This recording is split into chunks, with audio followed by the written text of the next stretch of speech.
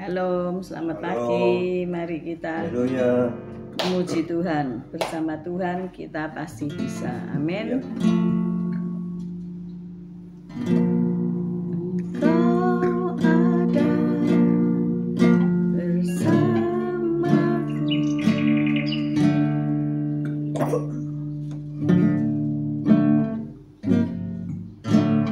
Di setiap musim hidupku,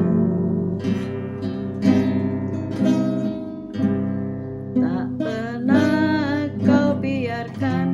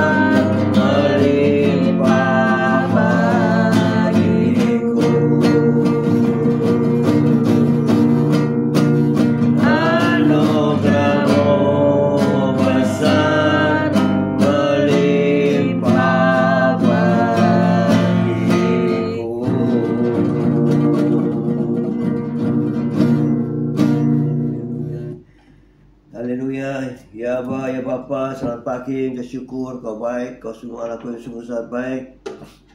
Pagi hari ini Kau tetap menyertai kami dalam siaran gembala, siaran renungan pagi hari ini ya Tuhan.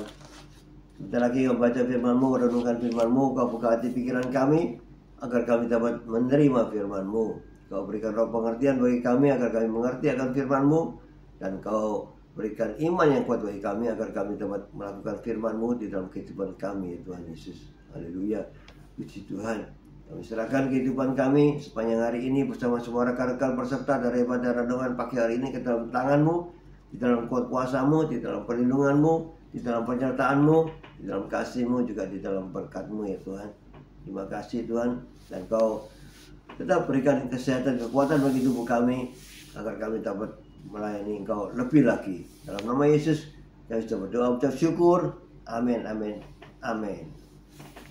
Shalom, selamat pagi semuanya. Pak Martin, Bu Martin, Yosinta, Bu Ami, Sepsi, Esther, Pak Anton, Bu Tiar, Bu Nurmala. Selamat pagi Bu Rima, Pak Anton, Pak Bambang, Cece Emi, Pak Yusak, Bu Ineke, Bu Rita, Herawati, Bu Elias, Pak Mei, Bu Ruli. Selamat pagi semuanya yang sudah bergabung, baik juga yang di YouTube. Terima kasih sudah bergabung semuanya. Hari ini kita akan belajar mengenai pengangkatan dan masa aniaya ya. Kalau kemarin kita belajar tentang milenium, masih serial Gospel of Second Advent ya. Gospel of Second Advent. Milenium kita sudah belajar kemarin, kerajaan 1000 tahun, dan hari ini kita belajar tentang pengangkatan dan penganiayaan. Nggak enak ya penganiayaan ya, tribulation. Nah, tapi kita harus belajar ya supaya mengerti gitu ya. Yang pertama adalah rapture, atau bahasa Indonesianya pengangkatan. Berasal dari kata Yunani arpaso, yang berarti diangkat atau catch up into heaven. Catch up into heaven ya. Arpaso.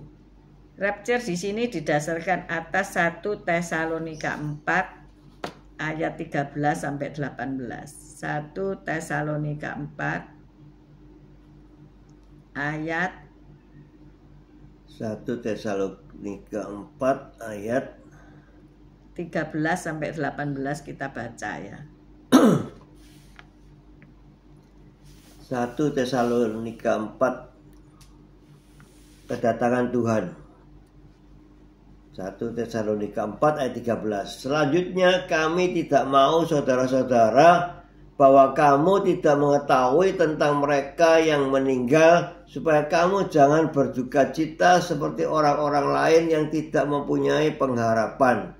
Karena jikalau kita percaya bahwa Yesus telah mati dan telah bangkit, maka kita percaya juga bahwa mereka yang telah meninggal dalam Yesus akan dikumpulkan Allah bersama-sama dengan Dia.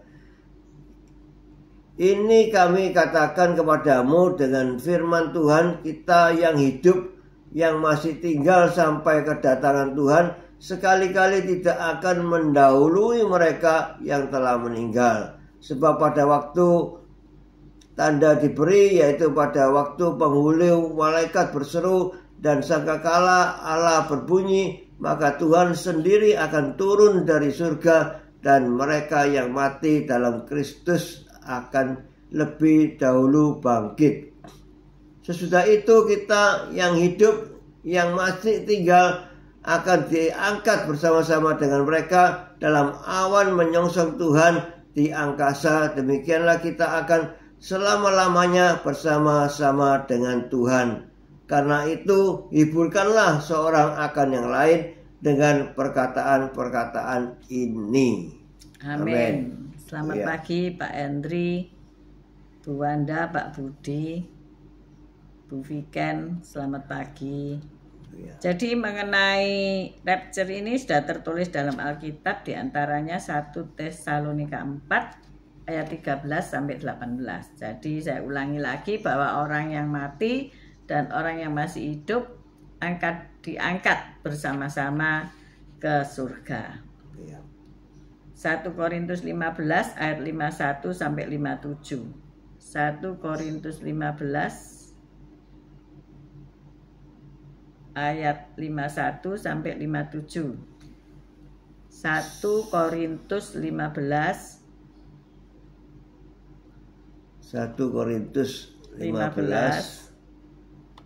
ayat 51 sampai 57. 1 Korintus 15 ayat 51.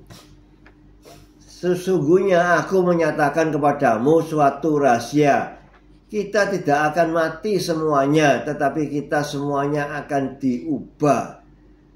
Dalam sekejap mata pada waktu bunyi nafiri yang terakhir, sebab nafiri akan berbunyi dan orang-orang mati akan dibangkitkan dalam keadaan yang tidak dapat binasa, dan kita semua akan diubah. Mereka karena yang dapat binasa ini harus mengenakan yang tidak dapat binasa, dan yang dapat mati ini harus mengenakan yang tidak dapat mati.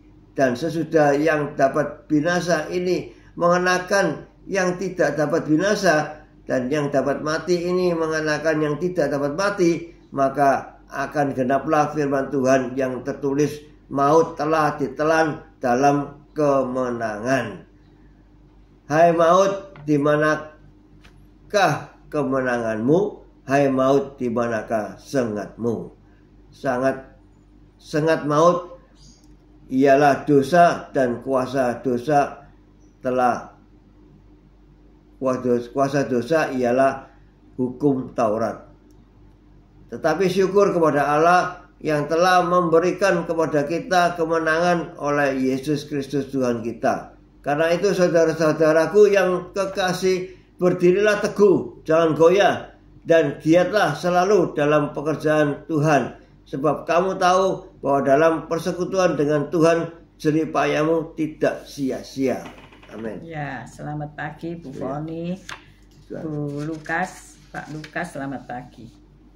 Jadi apa yang tidak dapat binasa itu akan mengenakan apa yang dapat binasa akan mengenakan yang tidak dapat binasa. Jadi tubuh kita akan diubah jadi tubuh yang fana menjadi tubuh kemuliaan. Jadi inilah artinya rapture itu, pengangkatan itu ya.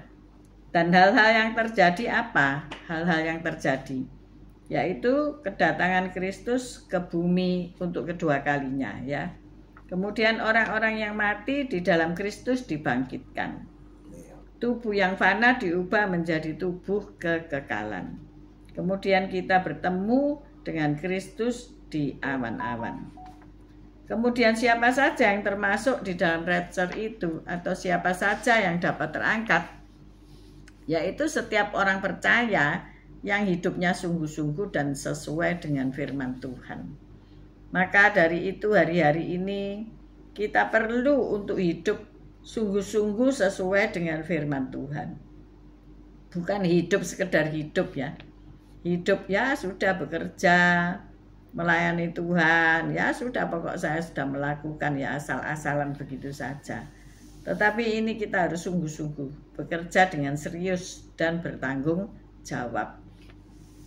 Dan hidup yang sesuai dengan firman, bukan hidup yang sesuai dengan kehendak hati, tetapi sesuai dengan apa yang ditulis di dalam Alkitab. Ya, kalau disuruh mengampuni, ya harus mengampuni. Karena siapa yang tidak bisa mengampuni, maka Tuhan juga tidak akan mengampuni dia. Oh, ngeri ini ya. Berarti nggak masuk rapture gitu ya. Dan apa yang terjadi bagi orang-orang yang tidak terangkat? Maka ada masa tribulation, yaitu masa aniaya atau masa antikris. Kita baca menurut Daniel 9 ayat 27. Daniel pasal 9 ayat 27.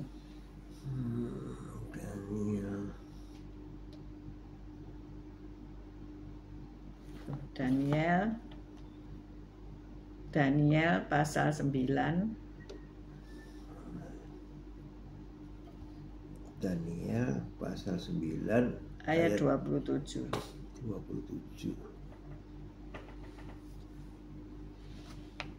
Raja itu akan membuat perjanjian itu menjadi berat bagi banyak orang selama 1 kali 7 masa.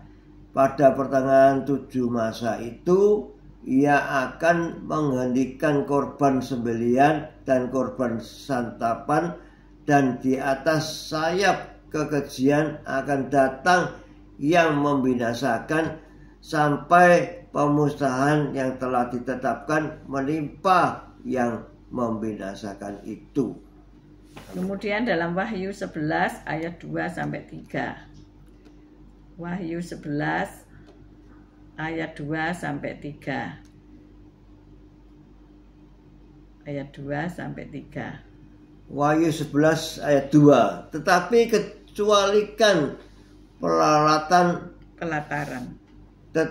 kecualikan pelataran bait suci yang di sebelah luar, janganlah engkau mengukurnya, karena ia telah diberikan kepada bangsa-bangsa lain, dan mereka akan menginjak-injak kota suci 42 bulan lamanya.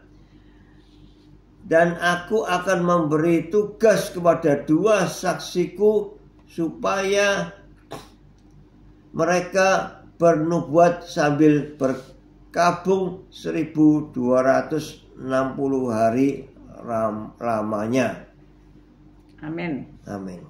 Jadi disebut 42 bulan ya, 1260 hari lamanya di dalam Wahyu 11 ayat 2-3. Jadi hal-hal itu apa yang terjadi menurut nubuatan di dalam kitab Daniel 9 ayat 27 dan Wahyu 11 ayat 2-3 tadi, yaitu penghakiman atas dunia ini, kemudian aniaya atas Israel, kemudian keselamatan orang banyak, dan tampilnya antikris ya. Pada akhir masa ini bangsa-bangsa akan berkumpul dalam perang Harmagedon dan Kristus akan kembali ke dunia, tetapi ini bersama dengan pasukannya, yaitu orang-orang kudus. Untuk apa? Untuk memerintah dalam kerajaan 1000 tahun damai. Jadi kaitan antara rapture dan tribulation ini ada beberapa pandangan yang dikemukakan ya. Selalu ada pandangan-pandangan ya. Yaitu mid tribulation, post tribulation, atau pre tribulation. Artinya di tengah-tengah masa aniaya, kemudian apakah setelah masa aniaya atau sebelum masa aniaya. Jadi rapture ini ya, mengenai rapture. Yang pertama di tengah-tengah masa aniaya, ada paham yang berkata bahwa rapture atau pengangkatan itu terjadi 3,5 tahun pertama dan 3,5 tahun kedua, artinya di tengah-tengah 7 tahun ya. Pandangan ini mengatakan bahwa rapture akan terjadi setelah 3,5 tahun masa aniaya. Nafiri terakhir dalam 1 Korintus 15 dan ayat 52, di tengah-tengah masa aniaya itu dikumandangkan ya. 1 Korintus 15 ayat 52. 1 Korintus 15 ayat 52. Dalam sekejap mata pada waktu bunyi nafiri yang terakhir, sebab nafiri akan berbunyi dan orang-orang mati akan dibangkitkan dalam keadaan yang tidak dapat binasa, dan kita semua akan diubah. Nah, itu terjadi dalam Wahyu 11 ayat 15 ya. Itu identik dengan sangkakala yang ketujuh. Wahyu 11 ayat 15. Wahyu 11 ayat 15. Lalu malaikat yang ketujuh meniup sangkakalanya, dan terdengarlah suara-suara nyaring di dalam surga, katanya, pemerintahan atas dunia dipegang oleh Tuhan kita dan Dia yang diurapinya, dan Ia akan memerintah sebagai raja sampai selama-lamanya. Amin. Amin. Masa aniaya besar hanya terjadi pada paruhan terakhir dari 70 masa dalam kitab Daniel, dan gereja Tuhan dijanjikan terluput dari ini semua ya. Wahyu 11 ayat 2. Wahyu 11 ayat 2. Wahyu 11 ayat 2. Tetapi kecualikan pelataran bait suci yang di sebelah luar, janganlah engkau mengukurnya, karena ia telah diberikan kepada bangsa-bangsa lain, dan mereka akan menginjak-injak kota suci 42 bulan lamanya. Lanjut ayat 12, pasal 12 ayat 6. Wahyu pasal 12 ayat 6. Perempuan itu lari ke padang gurun, di mana telah disediakan suatu tempat baginya oleh Allah, supaya ia dipelihara di situ 1260 hari lamanya. Nah, ada gereja Tuhan sebagai perempuan itu sebagai mempelai yang dijanjikan terluput dari ini semua ya. Tentunya ya tidak enak ya, karena itu ada di dalam tengah-tengah masa aniaya ya. Bangkitnya dua saksi menggambarkan pengangkatan gereja dan kebangkitan mereka terjadi di tengah-tengah masa tersebut. Itu tadi di dalam Wahyu 11, nanti dibaca lagi gitu ya. Ini adalah paham mid-tribulation. Ada paham post-tribulation, yaitu rapture terjadi sesudah masa aniaya 7 tahun. Pandangan ini mengatakan bahwa rapture akan terjadi pada akhir masa aniaya. Gereja akan tetap berada di dunia pada masa tribulation tersebut. Rapture atau kedatangan Kristus diungkapkan dengan kata-kata yang sama. Diselamatkan dari murka berarti perlindungan supranatural selama masa tersebut, bukan disingkirkan dari masa tersebut. Seperti pada waktu orang Israel di Mesir ya. Dilindungi dari segala tula yang menimpa orang Mesir, tetapi ia tetap ada di dalam masa aniaya itu. Orang-orang kudus terlihat berada di muka bumi selama masa tersebut. Kita baca Matius 24 ayat 22. Jadi ini pandangan bahwa gereja tetap berada di dalam masa aniaya. Matius 24 ayat 22. Matius 24 ayat 22. Dan sekiranya waktunya tidak dipersingkat, maka dari segala yang hidup tidak akan ada yang selamat. Akan tetapi karena orang-orang pilihan, waktu itu akan dipersingkat. Nah, jadi di dalam post tribulation maka gereja Tuhan tetap ada di bumi. Rapture belum terjadi. Jadi gereja tetap mengalami aniaya tersebut, tetapi ia diluputkan, ia dilindungi, seperti ketika orang Israel berada di Mesir. Yang ketiga yaitu paham pre-tribulation, yaitu pengangkatan terjadi sebelum masa aniaya. Nah ini mungkin disenangi banyak orang. Paling enak. Jadi sebelum masa aniaya kita semua sudah terangkat. Memang hidup itu milih enak ya. Kalau ada pilihan free will, mau milih enak apa separuh-separuh ya. Enak setengah enak. Setengah enak, setengah enggak enak. Halo Bu Jenny, good morning. Ya pilih yang enak. Ya pilih yang enak. Kalau saya ya pilih yang enak gitu. Semua orang pasti pilih yang enak. Tetapi seandainya kata Anda tertinggal, ya ini tadi. Ceritanya ini tadi, saudara camkan benar-benar ya. Pre-tribulation, yaitu rapture terjadi sebelum masa aniaya 7 tahun. Pandangan ini mengatakan bahwa pengangkatan gereja pada saat kedatangan Kristus di awan-awan untuk orang-orang kudusnya akan terjadi sebelum masa 7 tahun aniaya. Oleh karena itu gereja tidak akan mengalami masa tersebut. Kita baca 2 Tesalonika 2. Tampilnya antikris. 2 Tesalonika 2 ayat 2.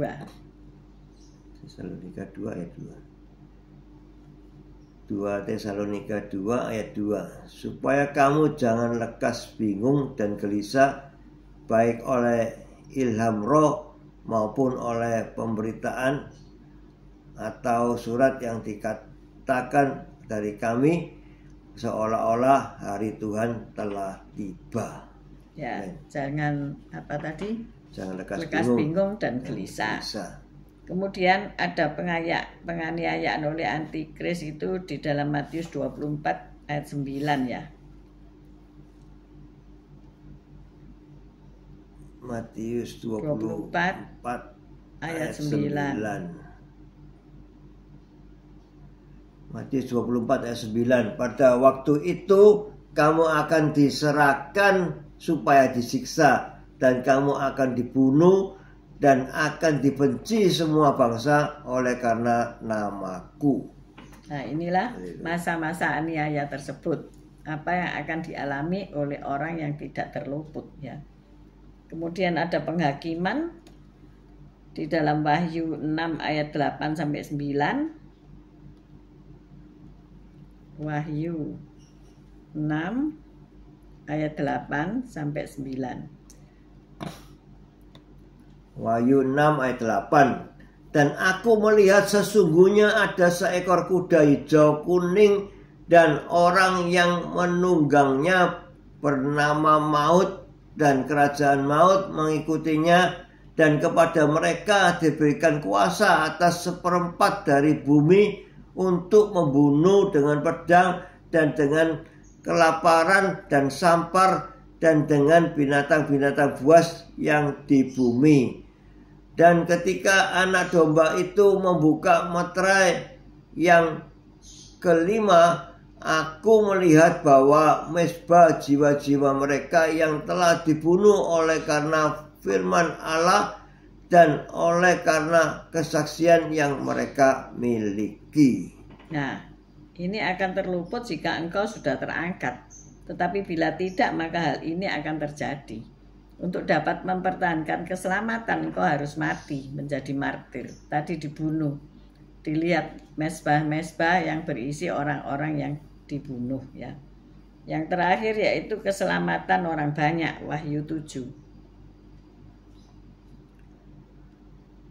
ayat 1. Wahyu 7 ayat 1. Kemudian daripada itu aku melihat 4 malaikat berdiri pada keempat penjuru bumi, dan mereka menahan keempat angin bumi supaya jangan ada angin bertiup di darat atau di laut atau di pohon-pohon. Lanjut. Dan aku melihat seorang malaikat lain muncul dari tempat matahari terbit. Ia membawa materai Allah yang hidup, dan ia berseru dengan suara nyaring kepada keempat malaikat yang ditugaskan untuk merusakkan bumi dan laut. Karena katanya, janganlah merusak bumi atau laut atau pohon-pohon sebelum kami memeteraikan hamba-hamba Allah kami pada dahi mereka. Nah, itulah kejadiannya. Berarti ada apa ini? Bencana alam ya. Nggak ada angin, kemudian juga apa itu? Setelah nggak ada angin, maka ya mereka merusakkan bumi ya, merusakkan bumi dan laut. Tetapi ditahan oleh kekuatan Allah sebelum hamba-hamba Allah kami meteraikan pada dahinya. Jadi ada meterai untuk hamba-hamba Allah yang tertinggal. Jadi paham-paham ini saya ulangi, paham di tengah-tengah kesusahan Yesus datang. Paham setelah masa kesusahan aniaya Yesus datang. Paham sebelum masa antikris Yesus datang. Yang mana yang benar kita nantikan bersama ya. Paham itu kan pengertian ya. Dalam ayat-ayat firman Tuhan ini kita baca dan kita golongkan kepada 3 hal. Ada paham yang sebelum masa aniaya terjadi, maka rapture itu terjadi. Di tengah-tengah masa aniaya ada paham yang berkata bahwa lah sekarang ini kan sudah masa aniaya, katanya begitu. sudah ada bencana, sudah ada pembunuhan orang-orang kudus, dan sebagainya, dan sebagainya. Jadi kita ini ada di masa aniaya sudahan, jadi nanti tinggal tunggu Yesus datang 3,5 tahun lamanya itu. Ya ini suatu paham ya, sejak dulu rasul-rasul juga sudah dibunuh. Kapan 3,5 tahunnya itu berakhir ya, juga kita nggak ada yang tahu. Yang penting pemahaman tentang paham-paham ini kita sadari dan mengerti.